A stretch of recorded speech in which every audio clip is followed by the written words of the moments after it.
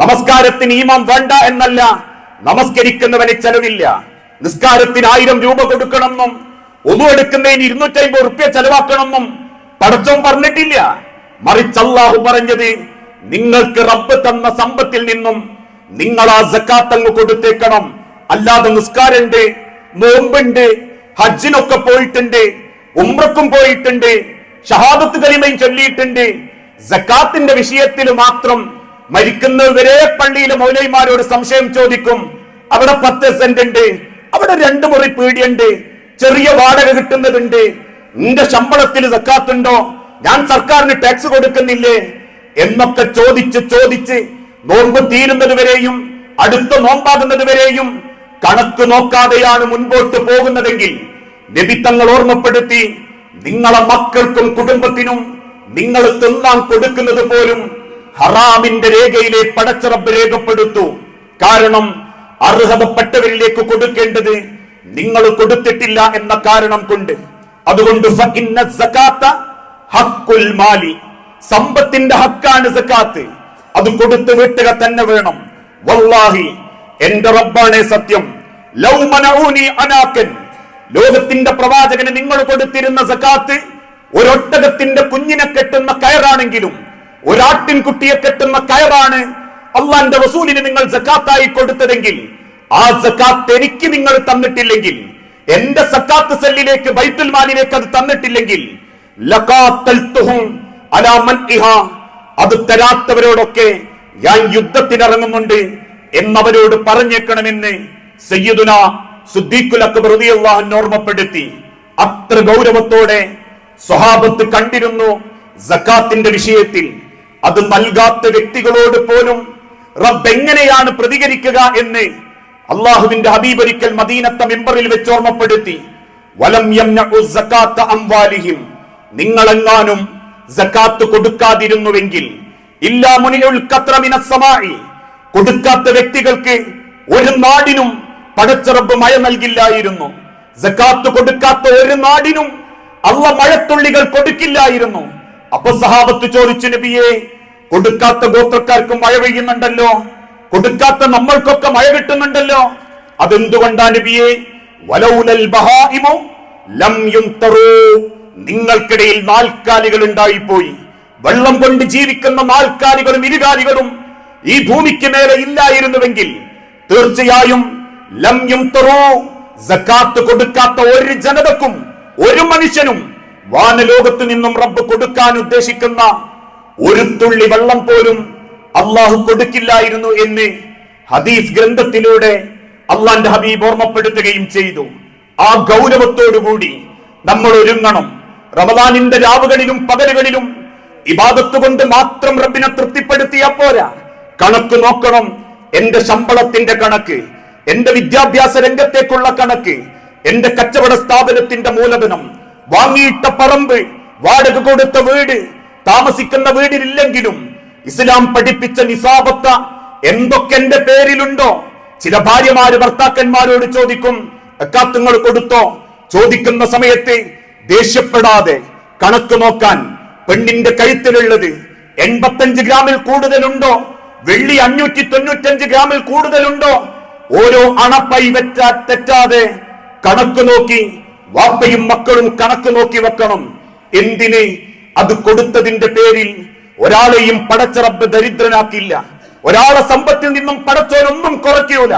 കൊടുക്കാത്തവരുതേ കുറഞ്ഞിട്ടുള്ളൂ, നിക്ഷേപമാക്കി വെച്ചവരുതേ റബ്ബ് നശിപ്പിച്ചിട്ടുള്ളൂ. കൊടുത്ത ഒരാൾക്കും റബ്ബൊരു കുറവും വരുത്തിയിട്ടില്ലെങ്കിൽ ആ സക്കാത്തിന്റെ കണക്ക് നോക്കി ഓരോരുത്തരും അതിനുവേണ്ടി തയ്യാറാവണം. ആരാണ് ഈ സക്കാത്ത് കൊടുക്കേണ്ടത്? ഇന്ന് ഏത് കാലഘട്ടത്തിലുമുള്ള ഒരു രീതിയുണ്ട്. കൊടുത്തവൻ എല്ലാ കൊല്ലവും കൊടുത്തോണ്ടിരിക്കും, വാങ്ങുന്നവൻ എല്ലാ കൊല്ലവും വാങ്ങിക്കൊണ്ടിരിക്കും. 590 ഗ്രാം അല്ലെങ്കിൽ 595 ഗ്രാം വെള്ളിയുടെ മൂല്യം സമ്പത്തുള്ളവർ സക്കാത്ത് കൊടുക്കണം, വാങ്ങാൻ പാടില്ല. അതിനർത്ഥം ഇസ്ലാം പഠിപ്പിച്ച 8 പേരിൽ അവർ പെട്ടിട്ടുണ്ടാകും. അതല്ലാതെ 595 ഗ്രാം എന്നതിന് ഇന്നത്തെ മാർക്കറ്റ് അനുസരിച്ച് നോക്കിയാൽ 1,60,000 രൂപക്ക് മേലെ വാർഷിക വരുമാനം, വാർഷിക സമ്പത്തുള്ളവർക്ക് സക്കാത്ത് കൊടുത്തേ മതിയാകൂ. അതിന്റെ കണക്ക് നോക്കി കൃത്യമായ അളവനുസരിച്ച് അവന്റെ ജീവിതത്തിലേക്ക് അവൻ ഉപയോഗിച്ചതിന്റെ അനുസരിച്ച് ആ സക്കാത്ത് കൊടുത്തേക്കണം. അങ്ങനെയാണെങ്കിൽ ഒന്ന് ചിന്തിച്ചു നോക്കൂ, നമ്മളിൽ എത്ര പേര് സക്കാത്ത് വാങ്ങാൻ അർഹതയുണ്ടാകും? എന്തെങ്കിലും കിട്ടുന്നത് പോരട്ടെ, ആരാന്റെ തലക്കെട്ടും പൈസയും കാണുമ്പോഴേക്കും എന്തെങ്കിലും സക്കാത്തിന്റെ അങ്ങ് തെരിട്ടോ, കൊല്ലത്തിലും തരുന്നതാണല്ലോ എന്ന് പറയുന്നവരും കൊല്ലത്തിലും കൊടുത്ത് അവനാന്റെ ശ്രേഷ്ഠത മറ്റുള്ളവന്റെ മുൻപിൽ ഒന്ന് പ്രകടമാക്കുകയും ചെയ്യുന്നവരുണ്ട്. ഇന്ന് ചോദിച്ചു വരികയാ പലരും സക്കാത്തിന്റെ പൈസ. ഇന്ന് ഓരോരുത്തരും സക്കാത്ത് കൊടുക്കുന്നത് പോലും അവനാന്റെ ഇഷ്ടത്തിനനുസരിച്ച്. എങ്ങനെയാ സക്കാത്ത് പ്രയോഗവൽക്കരിക്കേണ്ടത്? എങ്ങനെയാ സക്കാത്ത് കൊടുക്കേണ്ടത്? 50ന്റെ ഒരു കെട്ട് പൊരേല് വെച്ച് വരുന്നവർക്കൊക്കെ 50 രൂപ കൊടുത്തിട്ടല്ല. ഏതെങ്കിലും പള്ളിയുടെ തായങ്ങളിലുള്ള ഏതെങ്കിലും അർത്ഥത്തിൽ സ്ഥാപിക്കപ്പെട്ട ഏതെങ്കിലും ഭണ്ഡാരക്കുറ്റിയിൽ 100ന്റെയോ 500ന്റെയോ നോട്ട് വെച്ചിട്ടല്ല. ചില്ലറയാക്കപ്പെട്ട പൈസക്കനുസരിച്ച് 2000-ഉം 1000-ഉം പഴമക്കാര് പറയുന്നത് പോലെ കഞ്ഞിയിലില്ലെങ്കിൽ കഞ്ഞിക്കലത്തിൽ എന്ന് പറഞ്ഞതുപോലെ സ്വന്തം കുടുംബത്തിൽ അവനാൻ ഉപകാരപ്പെടുന്ന വേണ്ടപ്പെട്ടവർക്ക് പേരക്കുട്ടികൾക്ക് 500 വീതം, മൂത്താപ്പാന്റെ മക്കൾക്കൊരു 500 വീതം, പെങ്ങന്മാർക്കൊരു 2000 വീതം, ഒരേ പണിയെടുക്കാൻ വരുന്ന പെണ്ണുങ്ങൾക്ക് 1000 വീതം എന്ന രീതിയിലല്ല സക്കാത്ത് വിതരണത്തെയും സക്കാത്ത് നൽകുന്നതിനെയും ഇസ്ലാം ഈ ലോകത്തിന് കാണിച്ചു തന്നിട്ടുള്ളത്. മറിച്ച് സക്കാത്ത് ഒരു പ്രദേശത്തൊന്നാകെ ശേഖരിക്കണം. സക്കാത്ത് സെല്ലുകൾ രൂപീകരിക്കപ്പെടണം. എന്നിട്ടതിൽ ആ സക്കാത്തുകൾ ശേഖരിക്കപ്പെടണം. ആ സക്കാത്ത് ശേഖരിക്കപ്പെടുന്നതിന് അതിന്റെ ആളുകളെ നിയമിക്കണം എന്ന് പോലും അള്ളാന്റെ ഹബീബ് ഓർമ്മപ്പെടുത്തി. സക്കാത്തിന്റെ 8 അവകാശികളിൽ ഒന്ന് ആമിലീൻ, അതിനുവേണ്ടി പണിയെടുക്കുന്നവർ. എന്തിനാ റബ്ബത് നിശ്ചയിച്ചത് എന്നറിയോ? തിരക്കുള്ളോ എന്നും സക്കാത്ത് കമ്മിറ്റിയിൽ എടുക്കരുത്. ഓരോ കുടുംബവും അറിഞ്ഞ് കുടുംബം അർഹതപ്പെട്ടിട്ടുണ്ടോ എന്ന് അന്വേഷിച്ച് അർഹതപ്പെട്ടവന്റെ കയ്യിലേക്ക് അത് ഏൽപ്പിക്കാൻ വേണ്ടിയാ. അതിന് പണിയെടുക്കുന്ന ആമിലീങ്ങൾക്ക് പോലും സക്കാത്തിന് ശമ്പളം കൊടുക്കാൻ റസൂലുള്ള പഠിപ്പിക്കാനുള്ള കാരണം. ഇന്ന് ആ വ്യവസ്ഥാധിതമായ രീതി പ്രയോഗവൽക്കരണം പല മഹല്ലുകളിലും നടക്കുന്നില്ല, പല നാടുകളിലും നടക്കുന്നില്ല. ഏതെങ്കിലും ആളുകൾക്ക് സക്കാത്ത് കിട്ടുമ്പോ അത് ബാങ്കിൽ വെച്ച് അപേക്ഷകൾ ക്ഷണിച്ച് ഓച്ചാനിച്ച് പൊരന്റെ വാതിൽക്കൽ കാത്തു നിൽക്കുന്ന സെക്രട്ടറിനെയും പ്രസിഡന്റിനെയും സക്കാത്ത് കമ്മിറ്റിന്റെ ആളെയും ഒന്ന് പൊലിപ്പിച്ച് താങ്ങിപ്പിടിച്ചാലേ ഓന്റെ സക്കാത്ത് എനിക്ക് പാസ്സായി കിട്ടൂ എന്ന രീതി പോലും ഇന്ന് ഇസ്ലാമിക ചരിത്രം നോക്കുമ്പോ നല്ലതാണെന്ന് നമുക്ക് പറയാൻ സാധിക്കുകയില്ല. അതിന് തിരക്കുള്ളവനാണോ ഓൻ അതിന് ഏൽപ്പിക്കരുത്. എനിക്കതിന് പറ്റൂലേ, ഞാൻ ആ കമ്മിറ്റിയിൽ നിന്ന് മാറി നിന്നേക്കണം. അല്ലാതെ ആ കമ്മിറ്റിയിലൊക്കെ നിന്നാൽ കാലങ്ങളോളം ജനങ്ങളെ ഒരു ആദരവ് കിട്ടും എന്നൊരു തോന്നലിലാണ് നിൽക്കുന്നതെങ്കിൽ ഒന്ന് പോയി നോക്കാനും അർഹതപ്പെട്ടവനാണോ എന്ന് പരിഗണിക്കാനൊന്നും സമയം കിട്ടാത്തവനാണെങ്കിൽ എത്ര കാലം നിങ്ങൾ ആ ഭാരവാഹിത്വം ഏറ്റെടുത്തിട്ടുണ്ടോ അത്രയും കാലം നിങ്ങൾ അള്ളാന്റെ കണ്ണിൽ കുറ്റവാളികളായിരിക്കും. അതുകൊണ്ട് തന്നെ ചില ആളുകൾ ഇന്ന് കൊടുക്കുന്നത് പോലെ മുഴുവനും സ്വന്തം ഇഷ്ടത്തിന് എന്ന രീതിയിൽ കൊടുക്കാൻ പാടില്ല. അതിനർത്ഥം ഉലമാക്കൾ പറഞ്ഞിട്ടില്ല നമുക്ക് ഇഷ്ടപ്പെട്ടത് അല്ലെങ്കിൽ അർഹതപ്പെട്ടവർക്ക് നമ്മൾ നേർക്കുനേരെ കൊടുക്കരുത് എന്നുലമാക്കൾ പറഞ്ഞിട്ടില്ല. പക്ഷെ ഒരു പ്രദേശത്ത് ഒരു സക്കാത്ത് സെല്ലുണ്ടെങ്കിൽ, അത് വ്യവസ്ഥാപിതമായിട്ട് മുൻപോട്ട് പോകുന്നുണ്ടെങ്കിൽ, അതിന്റെ ആളുകൾ നീതിയോടെ പെരുമാറുന്നവരാണെങ്കിൽ നിങ്ങളുടെ സക്കാത്ത് ആ കമ്മിറ്റിയെ സക്കാത്ത് സെല്ലിനെ ഏൽപ്പിക്കണം. ആരെയും പ്രീതിപ്പെടുത്താനോ നിങ്ങൾക്കൊരിക്കലും നിങ്ങൾ പറയുന്നവർക്ക് കൊടുക്കാനോ ആവാനും പാടില്ല. ചിലര് സക്കാത്ത് കമ്മിറ്റി കൊണ്ടു കൊടുത്തിട്ട് പറയും, കാരണവരെ മോന്റെ മക്കളൊക്കെ എത്ര ദാരിദ്ര്യത്തിലാ, അവിടെ കൊടുത്തേക്ക്. ഒരേല് വീട് പണി ഉണ്ടായപ്പം സഹായിച്ചതാണ് നഫീസുമ്മ, കൊച്ചു നഫീസുമ്മക്ക് കൊടുത്ത എന്ന രീതിയിൽ പറയാൻ പാടില്ല. അതാ കമ്മിറ്റി തീരുമാനിക്കണം. ഇനി ആ കമ്മിറ്റിയോട് പോലും അള്ളാന്റെ തിരുദൂതൻ ഓർമ്മപ്പെടുത്തി അത് പ്രയോഗവൽക്കരണത്തിൽ കൊണ്ടുവരണം. ഇന്ന് ലോകത്തുള്ള സാമ്പത്തിക രംഗത്ത് ഇസ്ലാം കൊടുത്ത സക്കാത്തിന്റെ രീതി അമുസ്ലിമീങ്ങൾ പോലും അംഗീകരിക്കുന്നതാ. യൂറോപ്യൻ രാജ്യങ്ങളിലും പശ്ചിമേഷ്യൻ രാജ്യങ്ങളിലും ആളുകൾ അത്ഭുതത്തോടെ ചിന്തിക്കുന്നത് ഇസ്ലാമിലെ സമ്പദ് വ്യവസ്ഥയെ പറ്റിയാ. അതുകൊണ്ട് തന്നെ കൊടുക്കുന്ന സമയത്തും ചെലവാക്കുന്ന സമയത്തും അവകാശികളാണെന്ന് ഉറപ്പുവരുത്തണം, പ്രയോഗവൽക്കരിക്കണം. അതുകൊണ്ട് വളർച്ചയുണ്ടാകണം. കാലങ്ങളായി സക്കാത്ത് വാങ്ങുന്നവൻ സക്കാത്ത് കൊടുക്കുന്ന അവസ്ഥയിലേക്ക് എത്തണം എന്നതൊക്കെയാ ഇസ്ലാമിന്റെ രീതി.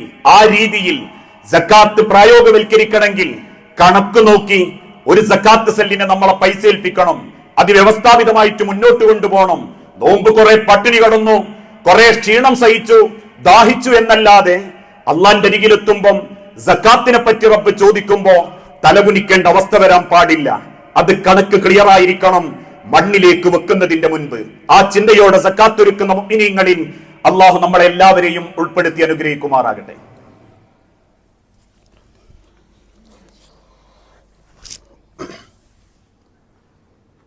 അൽഹംദുലില്ലാഹ് വസ്സലാത്തു വസ്സലാമു അലാ റസൂലിൽ അമീൻ വഅലാ ആലിഹി വഅസ്ഹാബിഹി അജ്മഈൻ അമ്മാ ബഅദ്. യാ അയ്യുഹന്നാസ് ഉസീകും സാനിയം ബിതഖ്വല്ലാഹ്. ജീവിതത്തിന്റെ ഒരു രംഗത്തും അള്ളാഹുവിനെ മറന്നു പോകരുതേ എന്ന് ഒരിക്കൽ കൂടി ഉപദേശിക്കുകയാണ്, വസിയത്ത് ചെയ്യുകയാണ്. ഈ പരിശുദ്ധ റമദാൻ മാസം ഒരു വർഷത്തേക്കുള്ള ധനശേഖരണം നടത്തുന്നവരാണ് പല ഇസ്ലാമിക സ്ഥാപനങ്ങളും സാമൂഹ്യ ക്ഷേമ പ്രവർത്തനക്കാരുമൊക്കെ. ഇവരൊക്കെ പ്രവർത്തിച്ചു കൊണ്ടിരിക്കുന്നതും ഇസ്ലാമിന്റെ ഇസ്സത്തും സമൂഹത്തിന്റെ നന്മയും ഉദ്ദേശിച്ചുകൊണ്ടാണ് എന്നുള്ളതിൽ യാതൊരു തർക്കവുമില്ല. അതുകൊണ്ട് തന്നെ നമ്മളാൽ കഴിയുന്ന സമ്പത്തുകൾ ഭക്ഷണത്തിൽ അല്പം മിതത്വം കാണിച്ചിട്ടെങ്കിലും ആഹാരത്തിലേക്ക് നമ്മൾക്ക് ഉപകാരപ്പെടുന്ന കാര്യങ്ങൾക്ക് വേണ്ടി നമ്മൾ ചെലവാക്കണം. അത്ഭുതം തോന്നാറുണ്ട്. പല ചെറുപ്പക്കാരെയും സ്വാധീനിക്കാൻ വേണ്ടി ചിലർ വ്ളോഗുകളിലൂടെ പറയും, ഇന്ന ഹോട്ടലിൽ ഇന്ന ഭാഗത്ത് ഒരു ഇഫ്താറിന് ഒരാൾക്ക് 499 രൂപ, അതിനേക്കാളും 999 രൂപ വരെ. അവനാന്റെ കുടുംബത്തിൽ നിന്ന് ഭക്ഷണം കഴിക്കുമ്പോൾ 100 രൂപയുടെ ചെലവ് പോലും ഇല്ല.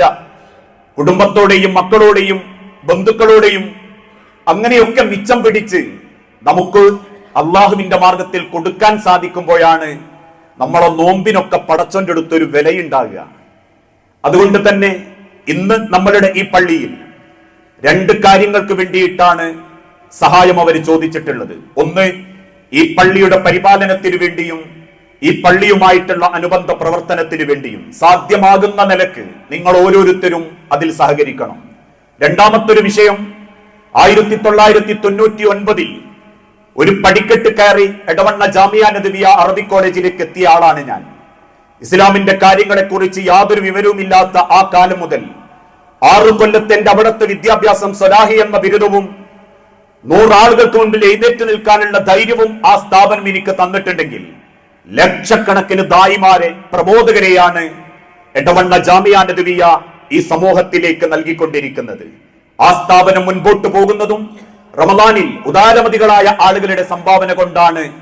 ഇന്ന് കേരളത്തിലെ 100 കണക്കിന് മിമ്പറുകളും 1000കണക്കിന് പ്രസംഗവേദികളുമൊക്കെ അവിടെയുള്ള മക്കള് അള്ളാന്റെ ദീനിനെ പുൽകുമ്പോ അതിന്റെ കൂലി അതിനെ സഹായിച്ചവർക്കും കൂടി അവകാശപ്പെട്ടതാ. ഈ 2 കാര്യങ്ങൾക്ക് വേണ്ടിയാണ് ഇന്നത്തെ കലക്ഷൻ. ഇതൊക്കെ കൊടുക്കുന്ന സമയത്തും നമ്മൾ ഓർക്കേണ്ടത്, ഒരാൾ 1 രൂപ കൊടുത്തിട്ടുണ്ടെങ്കിൽ ആ സ്വതക്കയുടെ തണലിലായിരിക്കും നാളെ പടച്ച റബ്ബിന്റെ പരലോകത്ത്. തണലില്ലാത്ത റബ്ബിന്റെ മഹിഷറയിൽ കൊടുത്ത 1 രൂപ കൊണ്ടും 10 രൂപ കൊണ്ടും ഒരു തണൽ ആഗ്രഹിക്കുന്നവരുണ്ടെങ്കിൽ അള്ളാഹുവിന്റെ മാർഗത്തിൽ നല്ല നീയത്തോടെ അത് നൽകാൻ നമ്മൾ തയ്യാറാകുക. അങ്ങനെയുള്ള യഥാർത്ഥ മുഅ്മിനീങ്ങളിൽ അള്ളാഹു നമ്മളെ എല്ലാവരെയും ഉൾപ്പെടുത്തി അനുഗ്രഹിക്കുമാറാകട്ടെ. അറിഞ്ഞും അറിയാതെയും ചെയ്തു കൂട്ടിയിട്ടുള്ള സർവ്വ പാപങ്ങളും പുറത്ത് റബ്ബേ, നിന്റെ സ്വർഗത്തിൽ ഇതേ രൂപത്തിൽ നീ ഞങ്ങളെ ഒരുമിപ്പിച്ചു കൂട്ടണമേ. നാദാ, ചെറുതും വലുതുമായ പല അസുഖങ്ങളിലും ഏറെ പ്രയാസപ്പെടുന്നവരുണ്ട് റബ്ബേ ഞങ്ങളുടെ കൂട്ടത്തിൽ. എല്ലാം എളുപ്പം ശിഫ നൽകി ആരോഗ്യത്തോടെ ആഫിയത്തോടെ ജീവിക്കാൻ ഓരോരുത്തർക്കും നീ തൗഫീക്ക് നൽകണമേ. നാദാ, മരണപ്പെട്ടു പോയ സഹോദരി സഹോദരന്മാർ, മാതാപിതാക്കൾ, മക്കൾ, ഭാര്യമാർ, ഭർത്താക്കന്മാർ എല്ലാവരുടെയും ഖബർ ജീവിതം ധന്യമാക്കുകയും നാളെ നിന്റെ സ്വർഗത്തിൽ അവരെയും ഞങ്ങളെയും നീ ഒരുമിപ്പിച്ചു കൂട്ടി അനുഗ്രഹിക്കുകയും ചെയ്യണമേ. അല്ലാഹുമ്മ ഗ്ഫിർ ലിൽ മുഅ്മിനീന വൽ മുഅ്മിനാത്ത് അൽ മുസ്ലിമീന വൽ മുസ്ലിമാത്ത് അൽഅഹ്യാഉ മിൻഹും വൽ അംവാത്ത് ഇന്നക മുജീബുദ് ദഅവാതി യാ ഖാദിയൽ ഹാജാത്ത്. അല്ലാഹുമ്മ അഇസ്സൽ ഇസ്ലാമ വൽ മുസ്ലിമീൻ വഅദിൽ അശ്ശിർക വൽ മുശ്രിക്കീൻ. അല്ലാഹുമ്മ അജിർനാ മിനൻ നാർ. അല്ലാഹുമ്മ അജിർനാ മിനൻ നാർ. അല്ലാഹുമ്മ അജിർനാ മിനൻ നാർ. അല്ലാഹുമ്മ അൻസുർ ലിഗസ്സ. റബ്ബേ, ലോകത്തിന്റെ നാനാഭാഗത്ത് ഗസയിലടക്കം പീഡിപ്പിക്കപ്പെട്ടുകൊണ്ടിരിക്കുന്ന സഹോദരങ്ങൾക്ക് ആത്യന്തികമായ സമാധാനവും സംരക്ഷണവും ഓരോ ജനതക്കും നീ നൽകിയവരോട് കാരുണ്യം കാണിക്കണമേ. നാദാ, അങ്ങേയറ്റം പ്രയാസപ്പെട്ട് അസുഖബാധിതരായ പലരും കുടുംബത്തിലും രക്തത്തിലും നിന്നോ അരികിലേക്ക് ആ പരീക്ഷണം നേരിട്ടുകൊണ്ടിരിക്കുന്നവരാ. നാദാ, എളുപ്പം ആ അസുഖങ്ങളെല്ലാം ശിഫ നൽകി ആരോഗ്യത്തോടെ ആഫിയത്തോടെ ജീവിക്കാൻ ഓരോ രോഗികൾക്കും നീ തൗഫീക്ക് നൽകണമേ. റബ്ബനാ ആതിനാ ഫിദ്ദുനിയാ ഹസന വഫിൽ ആഖിറതി ഹസനത വഖിനാ അദാബന്നാർ. ആമീൻ.